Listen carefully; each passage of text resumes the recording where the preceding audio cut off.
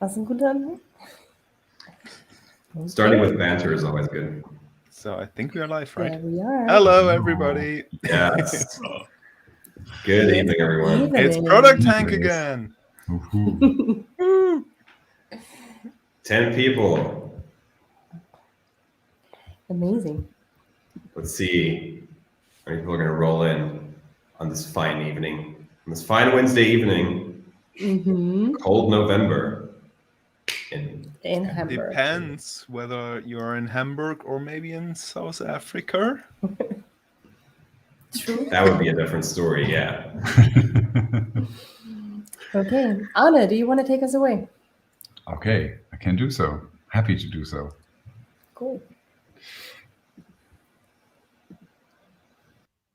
All right, everybody. Welcome to another edition of ProductTank Hamburg.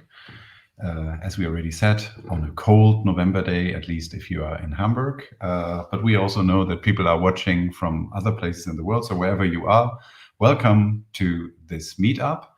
And I have the pleasure of telling you a few words about ProductTank, because every time we also have a few people who haven't been to ProductTank before. So it's now my pleasure to share with you what this is all about. So first of all, who are we? So we are the organizers of ProductTank Hamburg, and we, that is Anja, it's Tobias, it's Bertrand, and it's me. And we are all product managers or heads of product in various companies or freelancing or coaching. And so we've all been doing this job for quite a few years, and we do this in order to bring the Hamburg-based community together. Before COVID, we used to do that as face-to-face events. We hope to do so again soon as well. But right now, we still felt it's better to do it remotely. So this is another digital event. And well, the beautiful side of it is that people can watch from wherever you are. So that is also nice. It's not limited to Hamburg as a location. So the question now is, what is actually ProductTank?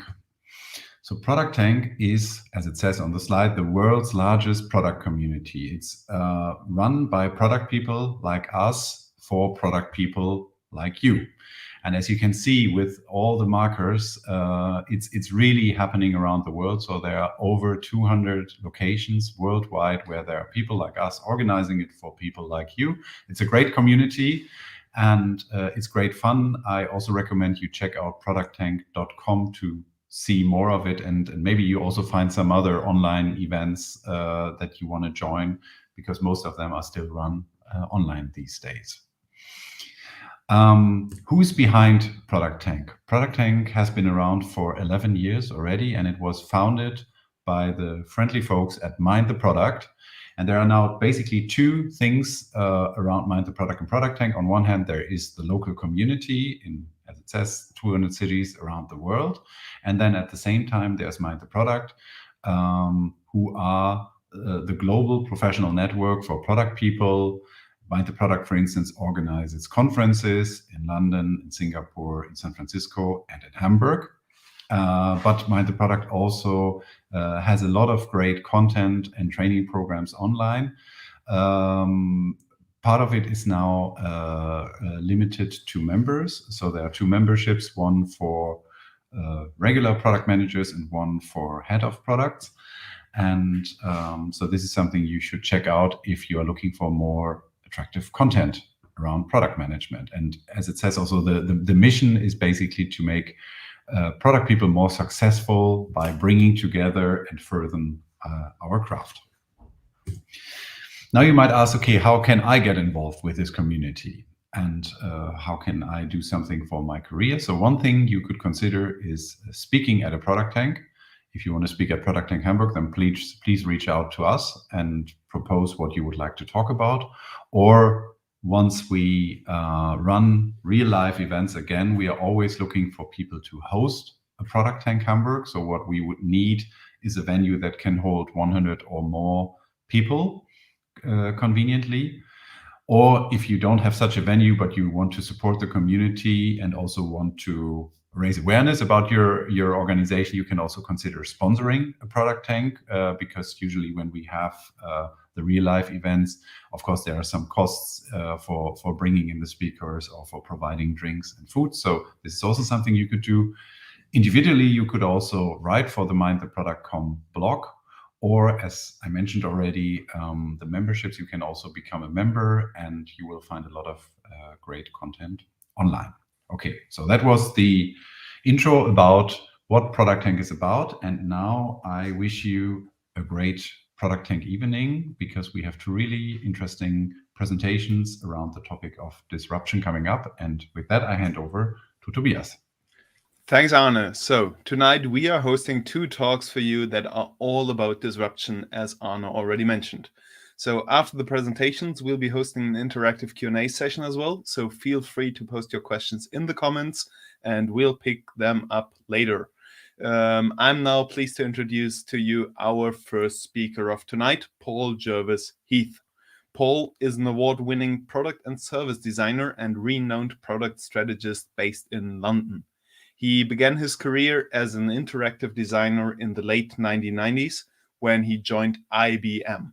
About 10 years later, Paul left IBM as a business transformation consultant to join Flow Interactive, followed by Head London and the University of Cambridge, before he co-founded Modern Human, a multidisciplinary design practice and innovation consultancy.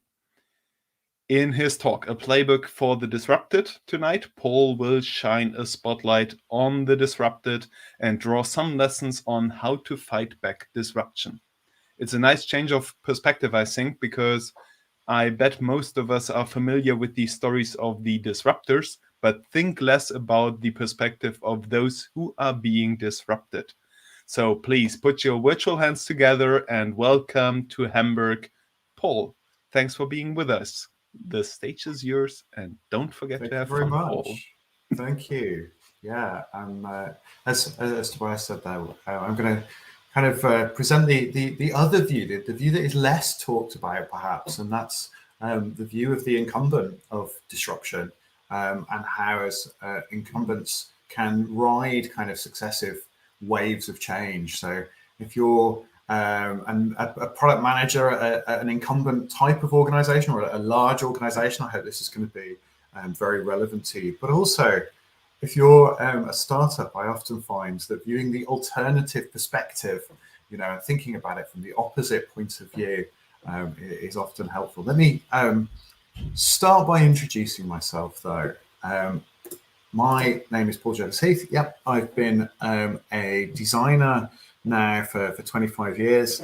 And I've designed, in that time, I've designed just about everything. So I've designed dashboards for autonomous vehicles. I've designed connected home appliances. I've designed intelligent retail environments, stores of the future, stuff like that. I've also designed libraries. I've designed contact centers and my fair share of digital products and services as well. My role at Modern Human is as Chief Creative Officer, and so I head up our design research practice, our product design practice, our service design practice, and our environment design practice. So I get to see all of the creative work that we do and all of our a wide variety of work kind of crosses my desk on its way to our numerous clients. Modern Human's an award-winning multidisciplinary design practice and innovation consultancy. We design products, services, and environments that enrich modern life. You know, that's the kind of red thread. That's a theme that runs through a lot of our work. We're trying to enrich modern life, and we're trying to empower and liberate people through design. Our clients include all sorts of organizations, big and small, but some of the big names that you'd recognize would be the BBC and Tesco and Sony. The University of Oxford and the University of Cambridge are both clients of ours, and we've worked with the United Nations as well. So all kinds of organizations there, some of the big ones that you'll know about. But the idea for this talk first came to me when I was working with a very large software organization. And about 5 years ago, this software organization had about 80% market share. They were pretty aggressively buying up the competition. You know, they were hoovering up startups who had interesting technology or interesting services that they were offered to incorporate their technology into their product offering. They'd even created their next generation product. They'd hired a well-known and well-regarded designer to design it. They were planning to disrupt themselves. So they were going to launch this new, streamlined, simpler product and use that to stay ahead of the competition. So on paper, everything looked very, very good. 2 years later, their fortunes had changed completely though. A new competitor had entered the marketplace. They'd been overtaken by long-standing competitors already in their market. Their disruptive new product was not gaining the traction that they thought it would in the marketplace. And so when we started working with them last year, they'd gone from 80% market share down to 40% market share. And so we set about helping them with their product turnaround. And that got me thinking, you know, in product circles, we all know the work of Clayton Christensen. You know, Clayton wrote the textbook on the plays for becoming a disruptor. But not everyone can be a disruptor. What if you're not the disruptor? What if you're actually being disrupted? What if you're in the midst of a market disruption and you're being overtaken, you've been overtaken, you're about to be overtaken? What should your product strategy be? If the market's moved and a competitor has better product market fit, how do you respond? If you're the incumbent, what are the steps you should take to stay on top? And if you're the challenger, what moves are the incumbent expecting? And of course, we're all familiar with the story of David versus Goliath.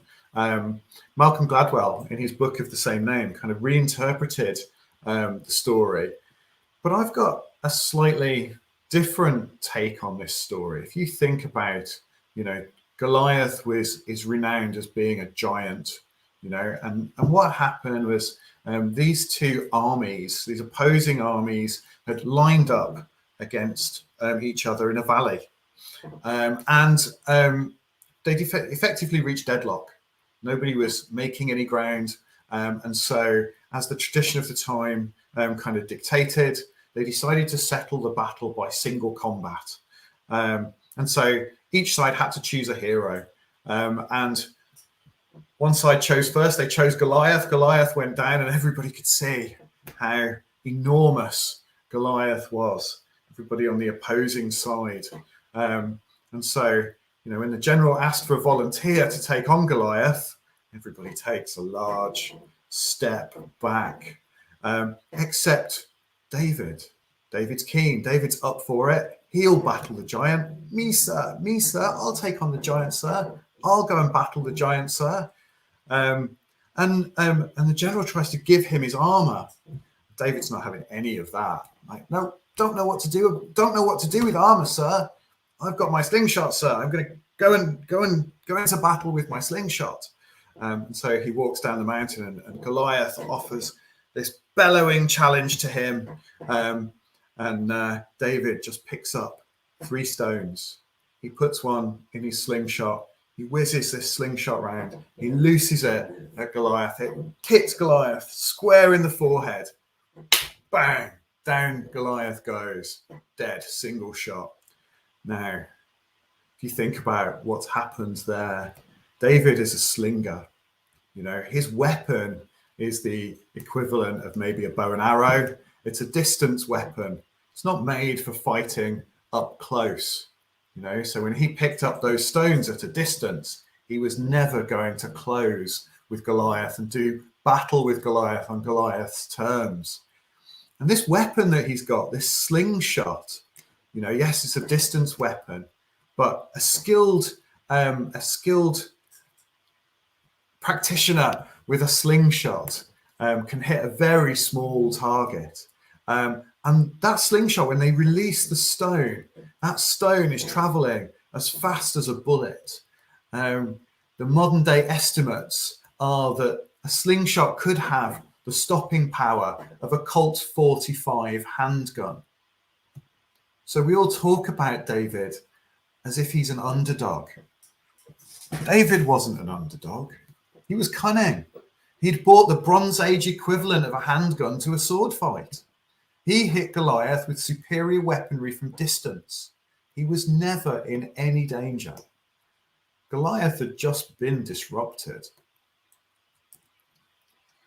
And if we think about large organizations have management, control, and incentive structures that are all set up to maintain the status quo. They're set up for stability. They're set up actually to resist change. They're a lot like the proverbial frog. They say, don't they, that if you put a frog into a boiling pan of water, that little frog will jump straight out. But if you put that frog into cold water and heat that water up gently, then the frog's nervous system doesn't notice the change in temperature, the gradual change in temperature. And so you end up with one nicely boiled frog. What you're going to do with the boiled frog is completely up to you at this point, and I have no ideas to offer. I literally have no idea why you'd boil a frog, but that's what they say, isn't it? You know, so a large organization is a lot like that, a lot like the proverbial frog. It's set up to resist change. Its nervous system, its management systems, its control systems, its incentive structures are set up to maintain the status quo. They're not set up for fast changes in direction. And that used to be a good thing. You know, if we think of successive kind of waves of company development, you know, during the 50s, during the 60s, globalization kind of era, that was good. But actually, the world's very different now. On March the 10th, 1876, Alexander Graham Bell, phoned his collaborator, Mr. Watson, and said, "Mr. Watson, come here, I want to see you." And Watson complied. That was the first successful bidirectional transmission of clear speech, March the 10th, 1876. But it took 75 years for the telephone to gain 50 million users. Likewise, Marconi, credited with inventing the radio, and the first experiments that Marconi did with radio was he rigged up a transmitter and a bell with a receiver in his attic, so that actually when people phoned his doorbell, he could hear the bell ring in his attic. And he wanted to try bigger and bigger kind of experiments, and so he moved to the family estate near Bologna in Italy and to communicate further. And he set up these two, a radio transmitter and a receiver, and transmitted radio signals over 1.5 miles. That was at the end of 1895. But it took a further 20 years a further 38 years for the radio to have 50 million users. If you think about things, electricity, 46 years, credit cards, 28 years, cash machines, 18 years, you know. But if we think about more recently, the World Wide Web hit 50 million users in just 7 years. Facebook hit 50 million users in 4 years. Angry Birds, it took 35 days, and Pokemon Go, 19 days. And so what we see is that the latency of an idea is now effectively zero. You can build very large user bases relatively quickly with internet technology. We'll all be familiar with these two S-curves. These are Clayton Christensen's S-curves. They describe the dynamics of disruption. And if you think about what's happening in these curves from a product perspective, you know, any new product will enter a market with a product sophistication shortfall. That top curve is the incumbent product. That bottom blue curve is any disruptor product. And what you notice is every one of those starts with a product sophistication shortfall. And at some point, they gain a foothold in the market. And that's where their product meets early adopter product demands. You know, so it's satisfying a set of needs for a relatively small early adopter market, and it gains a foothold in the market. From there, a product can continue to grow, and at some point, it will reach the point of disruption. Now, at the point of disruption, what's happening is that actually that new product is meeting all of the mainstream product demands. So it's doing everything that the mainstream requires of that product. Now, that creates a really interesting situation for the incumbent, because at that point where a disruptor has reached the point of disruption, everything that the incumbent does in the marketplace is basically obsolete to market. And so actually you've got this kind of period of time between that point of disruption and that obsolete to market kind of point, where if you're going, they're the last, that's the kind of last opportunity to try and kind of find your way out of the situation for an incumbent. So you've got this window of opportunity for competitive action between a new entrant gaining a foothold in the market and the point of disruption. Because any point after that point, that obsolete to market point means that actually the incumbent product is irrelevant. And at that point is where the incumbency is falling revenue, falling signatures, falling customer base. And so the real kind of window of opportunity to act is these 2 points between the foothold in the market and the point of disruption. If we think about that from a slightly different perspective, think about it from a horizon scanning perspective. Very early on, you might see a new entrant become detectable in the market. And so you see large incumbent organizations being able to detect potential disruptors, potential new entrants to the market pretty early on, actually, when they first kind of surface. But there's a point where, they look around for product market fit, and you see those kind of early experiments, those early pivots, all of those things that those small kind of startups will do to find their kind of product market fit. And at this point, at that point where they've got a foothold in the market, from a horizon scanning point of view, you see clarity in their offering. At this time, there's an inevitability about what's going to happen. At the point where a startup, where a new entrant into the market meets mainstream product demands, it is almost inevitable that they're going to cause some disruption in the marketplace. And of course, then the final stage, they become normal. They are the new normal product. They're the one that everyone looks to for the features that they want to see, and all of those kind of things.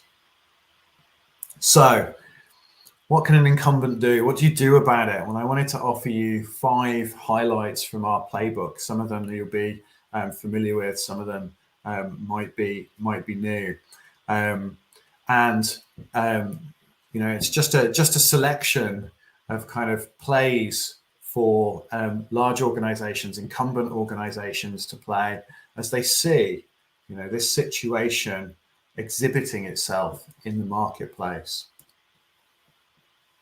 And perhaps the least sexiest product management strategy there is being a fast follower.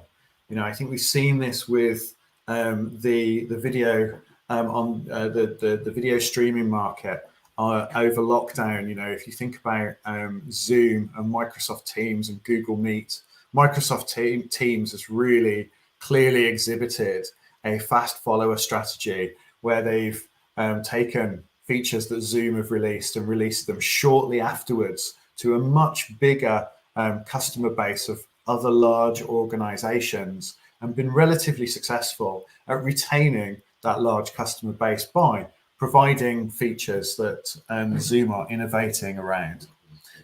It's probably the least sexy product management strategy, but it's very, very effective if you have a large development organization and you can be flexible enough to follow a fast-moving competitor who is picking up steam in the marketplace. But another play, and probably a longer term play, is actually to get more intimate with your customers. What we notice all the time is that big organizations will lose sight of their customers. And one of the reasons that this happens is they build segments and models of their customers. They build personas, they build kind of experience models, they build, complex segmentation of their market. And over time, they fall in love with the models and they lose touch with their customers. And they make the mistakes of believing that their models and their customers are the same thing. One of the easiest plays in the world is to spend quality time with customers, get to know them much better, fall in love again with your customers, go beyond the models that you have of them, spend quality time really understanding their problems, not just asking them what they use your product for, but actually spending time understanding their lives a little bit more, spending time understanding them beyond the confines of their use of your product. Because what you see is that often companies will miss opportunities to extend their product portfolio because they don't understand necessarily the extent of a customer's life. And really where the product fits. They hypothesize about where their product fits into a customer's life, but maybe kid themselves into believing they have a slightly bigger role than they really do in their customers' lives. One thing that all large incumbents have going for them is their existing customer base. Now, I've already talked about not necessarily being close to those customers, but actually one of the plays that a large organization ought to consider is actually how they identify needs beyond their products and solve related problems with new products. This is all about, instead of thinking just about single products, actually thinking about the product portfolio and actually thinking about how the product portfolio links together and how you can migrate your customers from a new product onto from an existing product onto a new product that solves a new need for them. So this is really valuable when you have a large customer base and you can be encouraging those customers to spend more with you by developing products that are tangential to your existing offering, but can take more value out of each customer. Another play with a similar sort of portfolio thinking that you need to apply is to actually build out a product portfolio of connected products, making sure that products are stronger together than individual competitor products. And so you've got to, whereas I just talked about same customer, different product, which is a very short-term kind of solution. Actually, this ecosystem play is a much longer-term play. And I talked about Zoom and Teams earlier and that fast follower strategy that I think Microsoft's been following. Well, if you think about Google, Google Meet is probably more of an ecosystem play to Google comparatively. That actually Google Meet is part of the suite of Google Docs and Google Sheets and Google Email and Google Calendar and all of that kind of enterprise stuff that they provide for organizations. And Google Meet is just a little tiny part of that. And it fits well with their ecosystem. Teams has got this going for it as well with the Microsoft ecosystem. And so building your product portfolio in such a way that each one of the products in that portfolio is stronger with the other products is a way of combating disruption in your marketplace. I think one of the things that you have to be really careful of if you're going to do this is you have to avoid own brand cola syndrome. So nobody wants supermarket own brand cola, and I think often if you're not careful, kind of ecosystem products can suffer from that own brand cola syndrome. And the final play I wanted to share with you this evening was the platform play. And if you think about Airbnb or eBay, both are platform businesses in the truest sense. They provide a marketplace. So Airbnb provides a marketplace for people with spare room, a spare house, spare accommodation to basically sell that to others. But one of the things that's interesting about Airbnb and eBay is about the ecosystem of supporting products or services that then grows up around the Airbnb service. So around Airbnb, you have Airbnb management companies, letting agents who specialize in just managing Airbnbs on behalf of the owner. You have Airbnb cleaning companies who will come in at the end of the week and clean up after your guests and get it ready for the next guest. You have photographers who are describing themselves as kind of being Airbnb kind of photography specialists. And so you get this kind of ecosystem of supporting products or services that wouldn't exist if the platform didn't exist. But also that Airbnb isn't interested in selling them, in creating themselves. Fairly sure Airbnb aren't interested in opening a letting agent or going into cleaning of the Airbnb properties or photography of the Airbnb properties. They're happy for smaller suppliers, for there to be networks of small local suppliers who provide those services.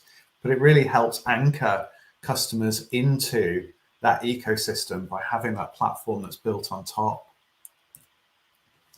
And I think the thing that any large organization should bear in mind if they're going to spend money on innovation is actually what they're trying to create should be a balanced innovation portfolio. That actually what they should be looking for is the right mix of core, adjacent and transformational opportunities, so that actually it's not about kind of a single big bet. It's actually about having a number of small bets, of core innovation where you're looking to serve existing markets and customers with your existing kind of products and services and serve them better. This is for me where digital transformation sits, right in the heart of this kind of core innovation. That actually it makes the things that you're developing kind of quicker to market and things like that. But it's not really about launching new kind of products. The adjacent products is where you might add incremental products or services to serve adjacent markets or serve current customers as well. So that's your same new product, same customer type of play. That's where your ecosystem type of play sits. And then the transformational plays are more about how you adapt value chains or create new value chains. And so platform play is a good example of one of those transformational plays. And so what you really want to be doing is thinking, what's the right mix for my organization of core, adjacent and transformational opportunities, and which plays do I think are going to succeed in those spaces? So hopefully that's been a useful look at disruption from the other side, from the large organization side. These are my details on screen. Be really happy to answer questions later and also pick up the conversation on Twitter or email, or all of those kind of usual places. Sure, awesome. Thanks very much, Paul. And I'm also already looking forward to the Q&A myself, actually. Thanks very, very much. All right, so for our next talk, being half South African myself, I'm extra excited to introduce our speakers who are dialing in all the way from Cape Town, South Africa. Annu Augustine and Roger Norton have an extensive track record in the African product scene. Annu has been in tech for over 20 years, initially as a software developer, then transitioned to product, and with experience at, for example, Fundamo, which was later acquired by Visa, Prodigy Finance, and Digiata under her belt, she went on and founded her own product management training and consulting company called Nedrock. And as the head of product at Founders Factory Africa, where he helps their portfolio of African startups to grow teams, design product processes, and build great products, Roger is also a tech product powerhouse on the continent. Previously, he was also co-founder and COO of Trixa, and before that, he ran a startup studio called PlayLogix that built over 50 tech products in 5 years. And he's the author of the book Start Here, which is a quick guide to building startups. Now, levels of knowledge around product and tech in Africa tend to be a little bit mixed out here in Europe. So we're super stoked for Annu and Roger to give us a comprehensive update on what the startup boom that's happening on the continent right now is looking like. And of course, do keep the questions right here coming in the chat, because Annu and Paul will also be around for the Q&A as well. So without further ado, welcome Annu and Paul, everyone. Thanks so much for the warm introduction. Roger and I are quite excited to be here, and especially speaking to, I'm assuming, a mostly German audience. And today what we want to do is just share some of the African startup stories and some of the ways that the markets in Africa might be quite different to what you're used to. And then talk about some of the innovations that's happening in Africa. So we're pretty excited in Africa because funding, if you look at funding, and especially this year, if you look at the bar chart in August and September, we've seen a lot of activity. And the amount of funding that we've raised, the startups in Africa have raised is over 3 billion now, I believe. The 2.9 billion was by September this year, and now it's 3 billion and over 500 deals. And that is significant in the African context. And if you compare this amount, August and September, we've raised more than, that is half the amount we've raised this year. If you compare that to 2019, it's actually more than the whole amount in 2019. And Q3 of 2021, we've raised an equivalent amount of the amount raised in 2020. So that's why we're pretty excited about the startup space. And yeah, we're talking about the disruptors here. And in terms of countries, Nigeria has raised the most funding. Nigeria is a country in West Africa. 44% of the funding raised so far comes from Nigeria, followed by South Africa and then Egypt. In terms of sector, fintech is very attractive. So we're looking at 56% of the funding is in the fintech sector.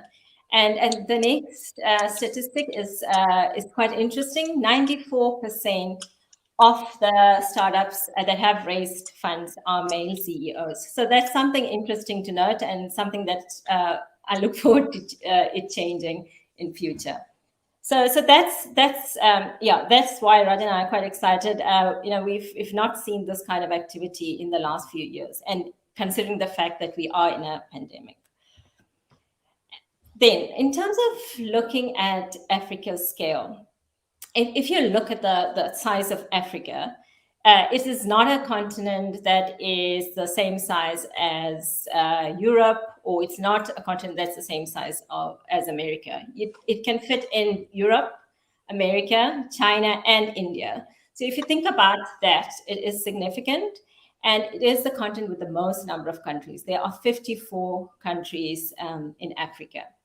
And if you look at the population, we've got 1.2 billion people. Compare that to China, which has got 1.4 billion. And the prediction is that population is going to double in 30 years. And again, another significant factor. The nature of the population, 70% of the population is under 35 years. So it is a very young population. And what is particularly interesting is there is a growing middle class group of people. And that is getting a lot of attention. And that is another reason why investments are flowing in.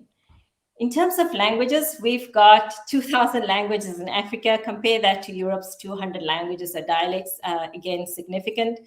And 17 of the 20 world's fastest growing cities is in Africa. And out of that, 4 of the cities are in Nigeria. So that is kind of the scale we're talking about in Africa. And in terms of what is big in Africa, mobile money. Mobile money, for those of you who don't know, is a technology that allows people to receive, store, and send money using a mobile phone. The funds are stored securely in an electronic account and it's linked to your mobile number. It's also sometimes called a mobile wallet. It can be used anywhere. So as long as you've got a signal and you've got a phone, you can have access to mobile money. And you don't have to be part of the formal banking system in order to have mobile money. So that is interesting. And the reason mobile money is big in Africa is, number one, the uptake of mobile phones. So we're not really actually, like, smartphones are coming up, but the majority of the phones are feature phones. There's been a huge uptake of mobile phones in Africa. And the second is there is a large percentage, significant percentage of the population is unbanked or underbanked. They have, most of these people have never had a bank account. They've never had access to financial services. They've never been able to save. They've never been able to send or receive money. They've always had to deal with cash. And this is the first time they actually have access to some sort of financial services. In fact, in Kenya, which is a country in the East Africa, they found that women have started saving better because they have access to mobile money, because they get SMSs encouraging them to set up goals, and they are saving. They're getting to save money better just because of mobile money. And most of Africa's population lives in rural areas. And in rural areas, there's very little access to banking infrastructure. In fact, there's probably, according to statistics, there's 6 ATMs and 5 bank branches for every 100,000 people. So if you are in the rural area, it's likely you have to travel a day or two to get to the nearest bank. And therefore, mobile money has become a big thing because you don't need access to a bank. And what that means as well is if you are in the rural area, you're going to travel to town, to city, or you work in the city, you have a mechanism to send money back home. So that, and this is these are the reasons why mobile money is big in Africa. And if you look at the graphs, you can see the numbers are great, and Asia is the closest that's close to Africa. Okay, and then in terms of some of the challenges that we have, if you think about America, it's one country. If you think about Europe, you've got a common currency, but Africa's got 54 different currencies, cultures, and markets. And we tend to speak of Africa as one, but the reality it's fragmented. It consists of many, many markets instead of one. And as an example, in order to communicate effectively with African consumers, companies need to deliver marketing messages. If you look at South Africa, we've got 11 official languages. Nigeria has 1 official language, but people speak 500 local languages. So this theme of fragmentation, it goes through various industries like retail, logistics, financial services. If you look at the retail space, informal trade, like markets, the percentage is a lot more than formal retail. In fact, 80% is informal retail. So if you are a startup in Africa, what that really means is when you think about you get success in your home market, but when you actually want to expand beyond that, it's a complex decision-making process. You need to consider which markets you want to grow into, and you need to prioritize local presence and knowledge. You can't just copy and paste things that you've achieved, all the things that caused you to succeed in the current market. You probably can't copy and paste. And what you have to do is keep the economies of scale through technology. So setting up and the operational costs are usually quite significant. And if we talk about last mile delivery, so particularly when it comes to e-commerce, last mile delivery it's about taking a product from a specific hub to the customer's doorstep, which a lot of us take for granted, even in South Africa, for example. We just order on a website and it lands on our doorstep. Doesn't happen that easily in Africa. Travel is very expensive and difficult, for one. If you look at Europe, the average distance between major cities is around 1,300 kilometers. In Africa, it's 4,100 kilometers. The cost of getting a product from Africa to the end user in Europe will probably add about 9% to the manufacturing cost. In Africa, because of logistics, is 320% to the manufacturers to the manufactured goods cost. So that number is significant. Although many African cities have more modern road systems today, only 1/3 of Africans live about 2 kilometers close to a paved road. So majority of the population lives very far from these road systems. And on top of these things, 70% of the population does not have access to electricity. So lots of challenges there. Internet connectivity, yes, we've got better in internet connectivity, but the majority of the population still remains offline. 60% of Africans are disconnected from the internet. And those who do connect, it's too expensive, and sometimes the connections are completely unreliable. Education literacy levels are very low in Africa, and it is a barrier in getting people online when internet is available. So that's some of the challenges. So the picture that I'm sharing now is of the e-commerce platform Jumia. It's the largest e-commerce platform in Africa. He is a driver. He's delivering the goods. And most drivers deliver goods on a bike or a bicycle. Jumia in May 2021 roughly had 1.3 million unique visitors on their shopping website, and most of the visits came from Nigeria. It's the only e-commerce platform that is operating across many African countries like Egypt, Kenya, Morocco, and Nigeria. Challenges in e-commerce. It is quite common for towns and villages in Africa not to have street names. And some countries, African countries like Namibia, they do not have postal codes. And when you do have postal codes, it's still not granular enough for pinpoint delivery. And a number of online marketplaces have said like 30 to 40% of their products that are ordered are returned because of delivery services not being able to find the address. And often what happens is on the day of delivery, the delivery person and the customer, they have to be constantly on touch on their mobile phone so that to make sure they can successfully deliver the product. This in combination with the logistics challenges, it kind of keeps companies away. Sometimes one wonders why Amazon didn't come to Africa, because you can't copy and paste what they achieved in other continents in Africa. The second thing is a general lack of trust. Africa is a low trust society. So if you think about e-commerce, people want to touch and feel the goods before paying. They're not keen to pay upfront, so they want to pay on delivery. Customers are not keen to share the information online. They're reluctant to purchase online due to delivery issues and fraud, and therefore still, and also cash is still king. The majority of e-commerce sales happen through cash, and with cash comes the risks. In fact, 2 years ago, I think there was a Jumia driver who was killed because he was carrying a lot of cash. And also in e-commerce, the return rates are quite high when you're using cash. So these are some of the e-commerce challenges that you find in Africa.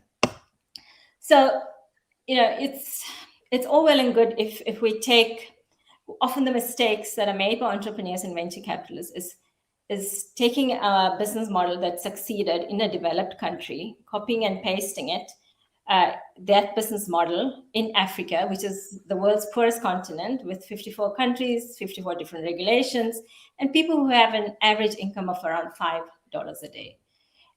This doesn't work in Africa.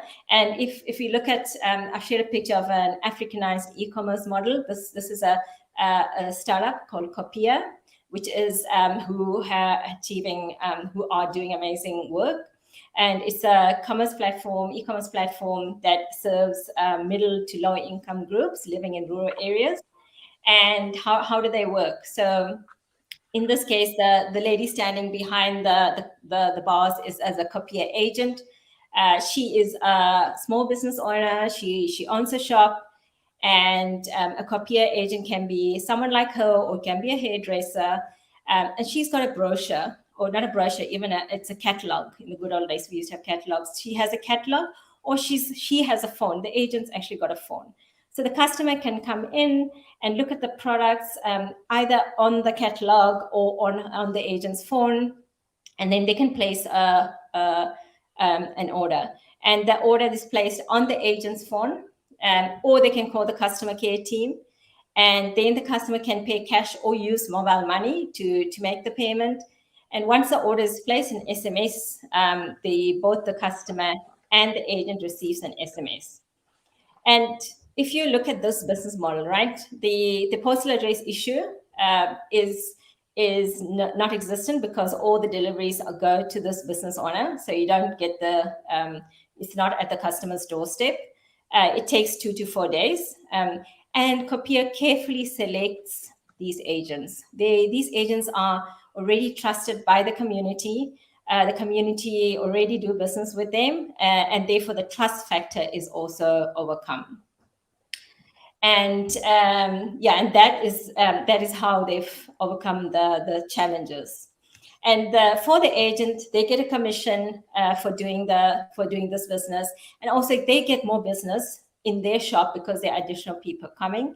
And the customers do not have to travel to a town or city, which takes a day or two often. And it's a cost saving for them. And these are customers who've never had access to formal retail. And so this is an Africanized e-commerce model. Okay, so I'm just going to hand over to Roger.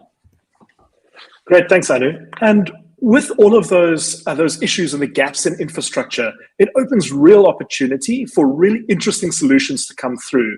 And what we're starting to see is with this boom is people are really leaning into those gaps, building infrastructure and really building some really unique, innovative solutions. So what I'm going to be focusing on is looking at some of how the businesses are very different in Africa. And we're going to run through a couple of examples. I'll try and pull out a little highlight or something that they're just doing it's a very different take that wouldn't work in a more developed market because of the nuances of where we're at. And so the first pillar is many businesses in Africa are built around these agent networks. There are hundreds of thousands of agents. A lot of them look like this. And particularly in the rural areas, they become a hub and a backbone for other services. And they become a bridge that allows online services to be able to access an offline, uneducated or a non-tech savvy market. So they can start offering solutions and airtime, currency exchanges, mobile money, access to banking, loans, house loans. This agent example has 9 different names and brands of services, different types of services that they offer. So these little kiosks are often the backbone of rolling solutions out. And so one example of a company leveraging agents is Incorpa. And Incorpa is a solar, a pay-as-you-go solar lease, product leasing. And they sell solar panels and a smart device, the brain that you can connect, creates plug points that you can plug and charge items from. And they also sell TVs and cell phones. And every month you pay via mobile money to keep the subscription activated, otherwise the device gets turned off.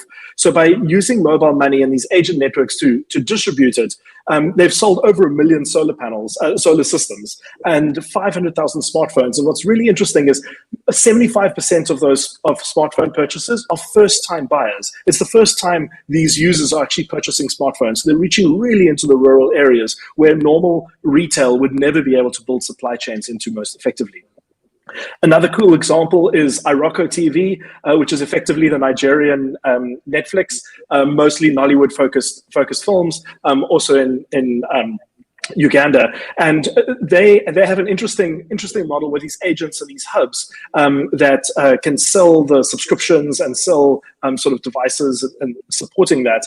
But they can also lease movies, and a lot of the hubs have Wi-Fi networks where you can actually connect to and watch the movies for free if you're connected to that hub, or they make a commission of 4 euro cents. It's about 20 naira per movie that gets streamed through their thing. So there's really interesting, unique models that are coming out based around these agent networks. And then the third example is Zuna, which use these agent networks to offer a portal into traditional banking services. So they took all the major banks and the types of services they offered, and then they created an interface that would allow an agent to sell a home loan or a savings product or a typical banking service products through that. And they act as the translation layer, leveraging mobile money in order to get money in there. They're an interesting example as well because they actually expanded quite quickly, raised a lot of money. And the cost of supporting the agent networks in new markets was actually too great. So that recently they've scaled back down to just in Zambia again. So it's not always a benefit. It's often takes a lot of working out to get it right. And it just goes to show how different, even something like an agent network is very different in the different countries and the nuances of what you need to enable for that. It would not be right to talk about tech in Africa and what's building some of the innovations and not at least mention M-Pesa. For those that don't know, it started in 2008 around just before the elections. They were running, and what they did is they had these agents that were allowed to sell airtime, and they had a network of them. But what they did is they allowed the agents to sell the airtime back to Safaricom. And in doing so, they now enabled their customers to sell airtime to the agents, and the agents would give the customers money. And overnight, they unlocked this weird mechanic where all of a sudden airtime could be traded like a currency. Actually, during the elections, there was some violence, and a lot of the traditional banking systems and cash flow infrastructure got shut down, and M-Pesa absolutely took off. And since then, it's by far been one of the massive success stories of a real infrastructure play of leapfrogging traditional technologies. There's 5.2 billion transactions so far this year. 40% of the GDP of Kenya's GDP runs through M-Pesa.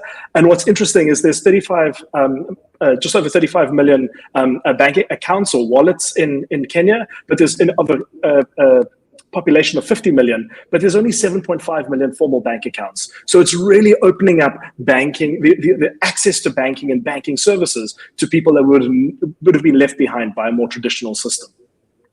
And moving on to some other banking innovations, one a bit closer to home in South Africa, where Annu and I live, is Time Bank. And what they did is they've launched an entire bank off these kiosks that you see there, and they leverage supermarkets as branches. So similar to a Carrefour, they would have a kiosk where you could do all your banking at the kiosk, kind of like a smart ATM, even to the point of applying for and receiving a new debit card, which then gets issued to you directly from the kiosk. And that combined with telephone banking, they've completely changed the banking market, the low-end banking market with very low or fee-free accounts and services. And they've signed up over 4 million customers in under 3 years, currently doing about 100,000 new customers per month. Another example is OPay. They've raised an obscene amount of money backed by a lot of Chinese investors and a lot of Chinese infrastructure in what they rolled out. But it's effectively a mobile payments platform is what they call it. So for individuals that have smartphones, apps, and traditional mobile money, you can also apply for a debit card and get that linked to your account. And they have a POS system for agents and for merchants to be able to actually take and accept payments from any kind of payment platform for that. So they're really looking at the disruption of the becoming an ecosystem player. How do you fulfill all the needs and actually roll out a complete solution into a market? Their last valuation with SoftBank was at $2 billion. And the last one is Cudabank, which is one of the rapidly rising stars.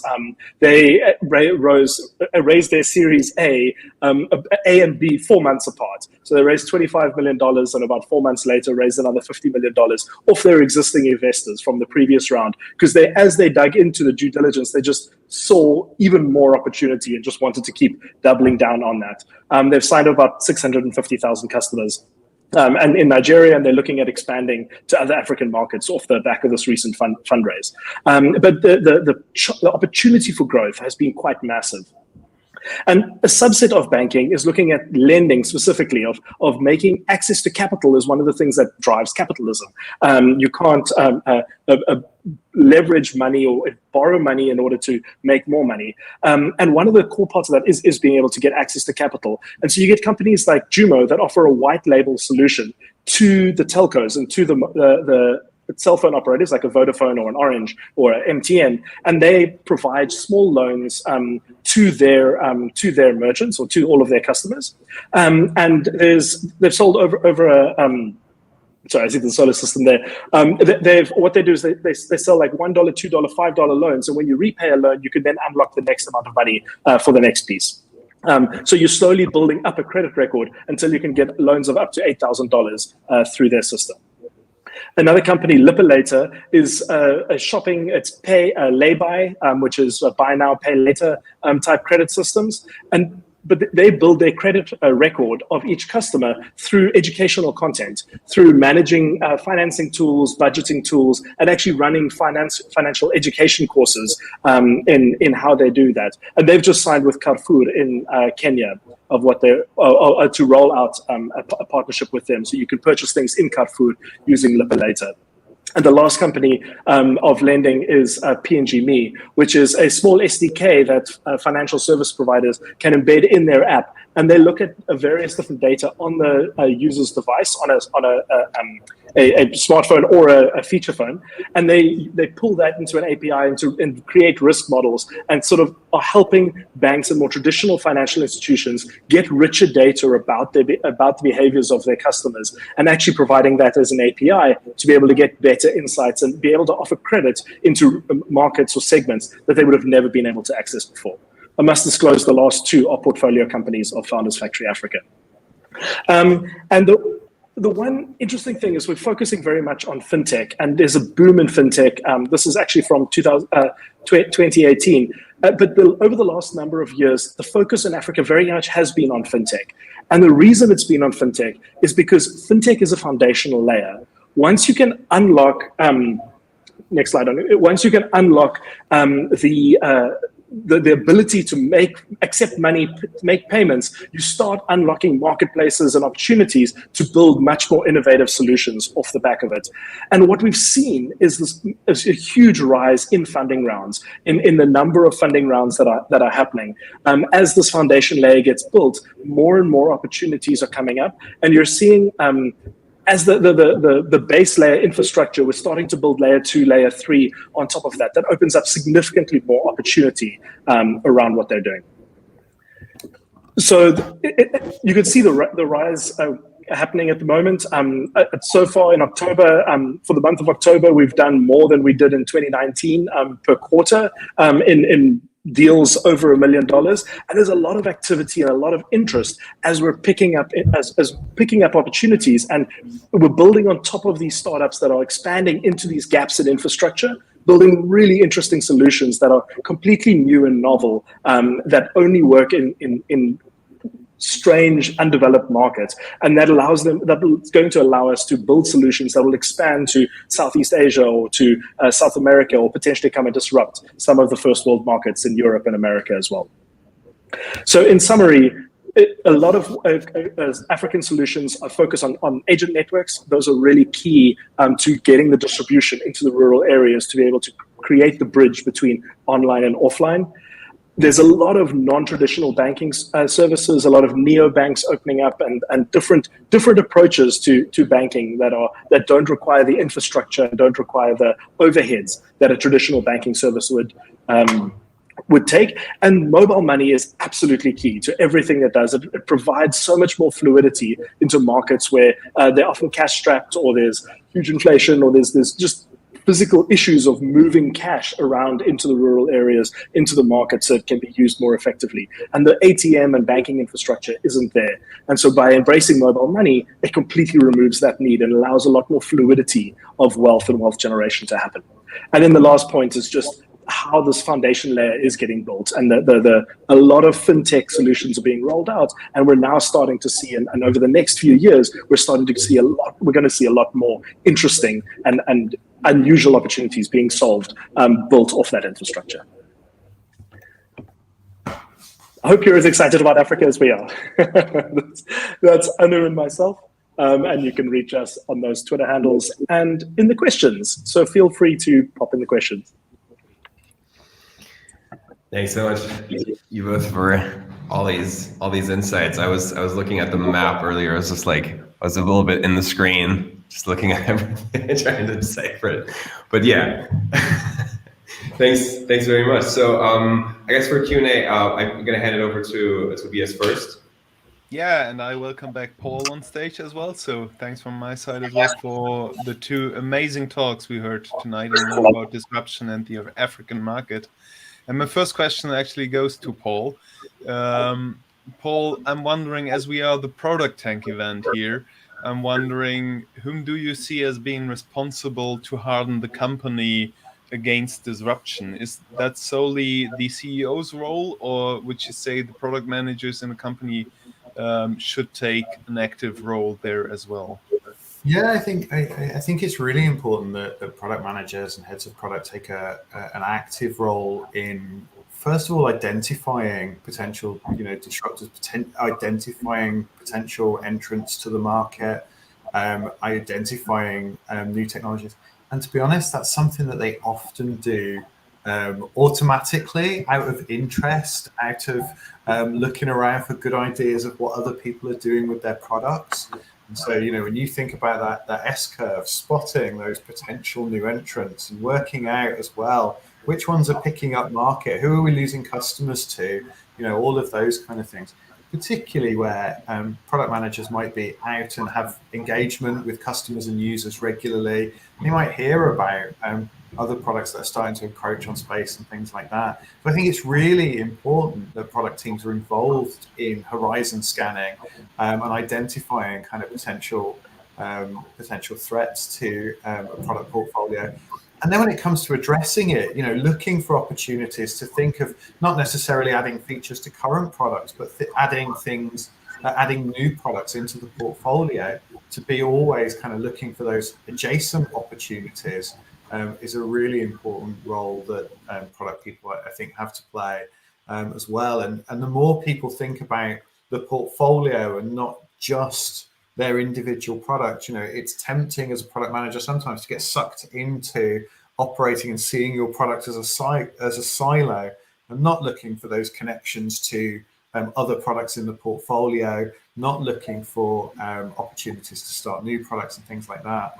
And so, yeah, having those antenna up all the time and be looking around for all of those opportunities, I think, is really important. Yeah, I've seen you using the Gabriel Tare's S-curve model of innovation to illustrate on your chart, and you mentioned it just now again. So what I'm wondering, the biggest challenge there, I feel, is to identify where are we on this S-curve and where are the other players. Yeah. Any advice on how to figure out where I am first and how to identify the players and their position on the S-curve? I think the good thing about those S-curves is it's all about product market fit. So if you think about that top dotted line that goes through that S-curve, that's about kind of knowing where knowing what the needs of the majority of the market are and being able to plot your intersect against it. Now, if you think about your product roadmap, presumably the way that you've prioritized, the reason you've prioritized your product roadmap, the way that you have, is because it's moving you up that S-curve, from the point where you've got a foothold into the market to the point where you're meeting all of the needs that the mass market has to adopt your product. And so, working out where you are on that is really a factor of where you are in your product roadmap. And so it should be really easy for a product manager to first of all work out where they are, on that curve. Then being able to kind of assess where others are on that curve is a little bit of art rather than science, right? Because you don't know what they're working on. You only know about the features they've got today, not the features they're going to release tomorrow, and all of that kind of thing. And so you kind of take a bit of a guess. But knowing how big things like how big their team is a good indication. If somebody might be a new entrant, but if they've got a massive team or a lot of funding, then they've got the potential to catch up very quickly. And so thinking about those factors can be often indicate like where are they now and what's their direction and velocity of travel. And also, do I really think that this other organization will become a competitor in time as well? That's a really good thing to think about. Are they looking for our market, or actually are they aiming at something completely different?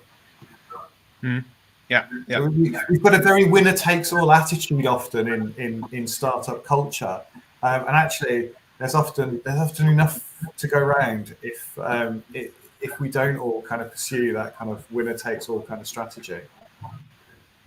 Yeah, understand. And it starts with us moving the needle so that we progress on the S-curve upwards with our bets. Yeah. Bertrand, what about you? So I have one question here that goes towards the direction of, I guess, the community of practice within product management. I mean, I guess for Europe, one of the key things that is noticeable is, of course, Europe's product management community of practice is heavily influenced by, especially, of course, the US, probably also some Asian examples, but then I guess what really kind of makes it more special is probably the realization that there's still a lot of local things to take care of. I mean, I guess especially us in Europe, we've seen this a couple of times with the German market, the German-speaking market, and then of course also moving towards more Western Europe, Eastern Europe. We also have to stay kind of sensitive to certain local specialties of the respective territories. What would you say along those lines characterizes or influences the African or also South African product management scene compared to, let's say, as an example, you?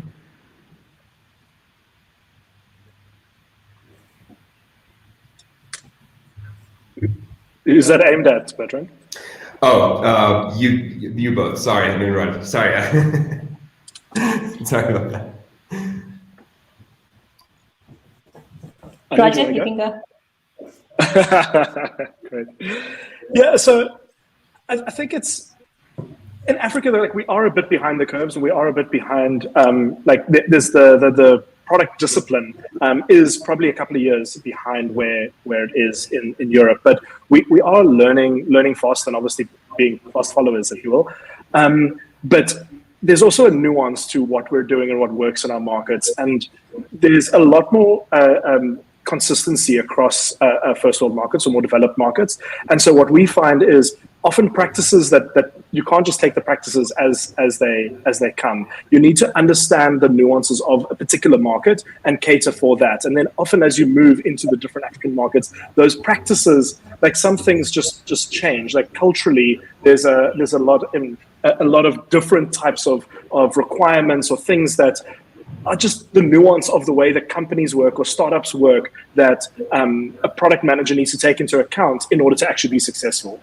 So a lot of the company leaders aren't as thinking about product in the same way that they might in the first world market. So the types of practices that you need to do, it's a lot more around PRDs, it's a lot more written specs and like following that sort of thing through, as opposed to being more agile and more fluid with deadlines and focusing on outcomes rather than outputs. When your investors and your company and the leaders in the company are expecting very fixed outputs, it becomes quite difficult for the product manager to deliver what they need, but actually still follow good practice. And so there's always a bit of a dance between that and how you move up that curve and where you actually find yourself. Cool. So, I mean, also with what you mentioned, I feel like what will be most interesting as soon as that kind of really picks up is the topic of doing discovery or like iterative discovery. Would you agree? Yeah, absolutely. And interviews in the markets with people like field agents or people in those actual markets to understand those nuances, making assumptions that what works in one market is going to work in another is a great way to fail. And we've seen plenty of European companies having to come in and then pull back out again or shut down because of that. And so that's where you look at people like Carrefour coming in, they're actually finding local solutions that they would never consider rolling out, or at least not for the foreseeable future in developed markets, that they're actually modifying the product and how you can pay for their products and how you engage with that because of the local nuances and the solutions that already have a footprint in those markets, because that's culturally what people accept. It's wonderful. I learned it's all about discovery. I think that's what product people love to hear, right? So, because Paul, you were referring to discovery as being the cornerstone to fight back disruption as well, to deeply understand users' needs, pains, and desires, and to derive from there what could be our next strategic opportunity. or what is an opportunity next to our product we are currently working on. And when I introduced you, I mentioned that you've been working for 10 years at IBM. And I'm wondering, as IBM is one of the dinosaurs of our industry and survived for decades, do they understand discovery so well that they are able to survive, or what are they doing? Are they applying the principles you introduced us to? Yeah, I mean, I left IBM nearly 15 years ago now, so I can only really speak for an outsider at this juncture. But certainly when I was there, and I worked in innovation centres in London and Toronto and Switzerland and all over the place, and very much the kind of user-centered design, as it was then called, was very much kind of what we were doing at IBM. And so I think sometimes Big Blue doesn't get the credit that it deserves. You know, IBM actually hired Charles and Ray Eames, for example, famous design duo, and worked with Charles and Ray Eames. You know, it hired a series of very well-known kind of famous designers to do some really great work with IBM. The IBM poster design group did some really good work around communicating kind of IBM values and things like that. So I sometimes think that yeah, Big Blue doesn't get the credit that it deserves when it comes to IBM. And I think design is healthy. IBM design is healthy and is a growing practice, and I'm sure they continue to do human-centered design and design thinking and all of those things that have come since I was there. Yeah. It's fair. Bertrand, do you have more questions? So actually, I have one that I think is something that would actually go in the direction of everyone. Or I mean, I would like actually I would be interested in everyone's take on this, which is that given that if we look at the content that we've heard today, is I mean, it feels like Africa's tech scene is about to become a major disruptor. If you know, I mean, on the world stage. I mean, I guess in certain regards it already is, but I mean, on a world stage, especially looking into the next, let's say, 20 years, where there's predictions about the world market shifting also dramatically, and of course also with demographic change and everything. So I guess maybe this is more of a Paul question of, but what would you recommend to companies that might be disrupted very soon by what's happening in Africa, of trying to stay on top of what's happening soon, or what should they be aware of, and maybe also who? And what is, you know, on the other side of things, what is your perspective on, what do you think, Roger, when are things going to pick up? I mean, I guess this goes to Paul first, but and of course also your take on that. Yeah, I think the African and Asian kind of innovation ecosystems are really interesting. And I think we know that there are problems with the Silicon Valley model of kind of winner takes all, build long runways, you know, seize a market, then work out how you're going to monetize it, and all of those kind of things. You know, we're in a late stage kind of capitalist model.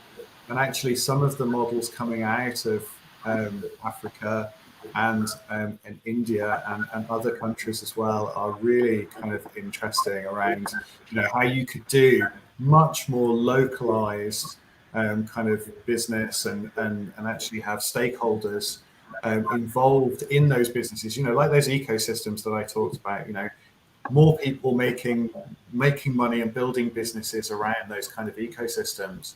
And I think that's something that we should be excited about in the kind of global Northwest. You know, that actually local businesses, reduction in miles traveled for goods. You know, all of those things are things that we're going to have to start to think about when we think about sustainability and all of those kind of things.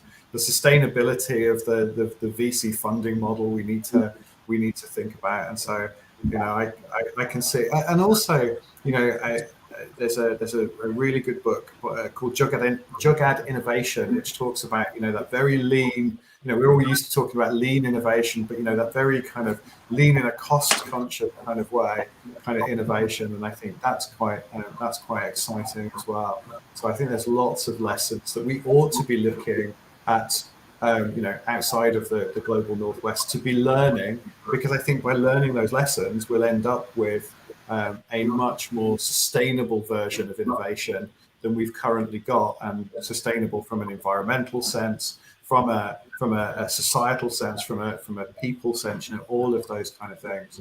And so I think that's really important. Where those innovations will come from, well, there's lots of opportunity there, isn't there? And it will be interesting to kind of see how that model fares against the Silicon model, winner takes all kind of model that we often look towards in the kind of global Northwest. So I'm excited by that change.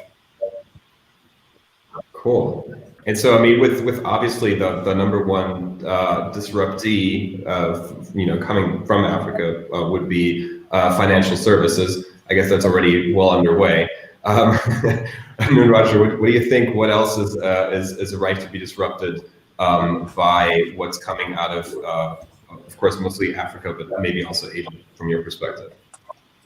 I'm definitely happy to answer that, but let me pop over to Annu, and I'd love to hear your thoughts, Annu. Yeah, so just, I mean, in terms of the disruptions, right, happening in Africa, the one thing that comes to mind first is like the VC, often the fund, it's so important for the VCs to understand the space, right? Because often funding comes from overseas, and the founders are often on the ground in Africa. And that local presence and understanding that challenge, and the VC understanding is different. Sitting in another market is interesting, and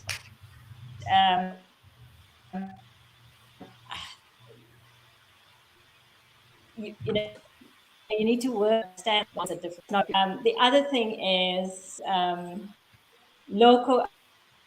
I can't underestimate that local knowledge and presence, and the product discovery that we talked about here is it is so important. It's important to understand the local market and doing discovery. So yeah, I mean, those are the things that come to mind. Yeah, and I think just to build on that, the thing that more developed markets need to be concerned about or watch out for, if you want to look for where those disruptions are or what your concerns need to be, is that because of the nuances of the multitude of different markets and the lack of infrastructure, what it means is typically startups being built in Africa that manage to scale across multiple African countries are incredibly resilient, and they're incredibly adaptive. And that's going to be the biggest thing. By the time somebody does leapfrog out of Africa, they're gonna be chomping at the bit, and as they move into the more developed markets. And I think that's probably where a lot of that disruption is going to come from. They're going to think differently. They're going to play differently. They're going to be the Davids coming out, bringing your long range Colt 45 to a knife fight, and that's where I think your European companies are going to have to scramble on how they come around that. It's the difference in culture of the type of company that it's building is going to completely challenge. We don't know where it's going to be coming from. It might be fintech, it might not be. But as I said, fintech at the moment is just the foundational layer. But we're starting to see some super interesting things come out that's enabled by that. Once you can pay for things and move money around and get access to credit, it starts like you can build on top of that. And that's where the challenge is really going to come. So I think in the next 5, 10, 20 years, you're definitely going to start seeing a lot more challenging. The same way that a lot of Chinese companies came out or Asian companies came out and started challenging by thinking differently, operating differently, and Europe and the US had to adapt their way of thinking and their way of business for that. I definitely think that India, Africa are going to be bringing out very different kinds of businesses that are going to need you to think differently about how you do business, and keeping track of that is going to be key. Yeah, Thanks very much. I feel at least in Germany we are somewhat hardened when it comes to weak internet connections and unavailable bandwidth. So I'm quite optimistic there. So thanks very much, Annu. Thanks very much, Roger. Thanks very much, Paul, for joining. It's been an amazing evening. Thanks to your talks and thanks to your contribution to the product community. And it's great that we can have you dialing in from London and from South Africa on the same evening. That was made possible by the pandemic, so to say. Nevertheless, we all hope that the numbers are going to shrink and the pandemic will be over soon, and we can have real life events in Hamburg again soon. And hopefully then with guests from overseas again, because traveling will be a good thing again. So thanks for joining us. Thanks for the evening. Thanks for everybody who dialed in and everybody who's going to watch us tomorrow or in the upcoming days on YouTube. That was it. ProductTank Hamburg. Bye-bye. Thanks, everyone. Thanks very Thank much. you. Bye.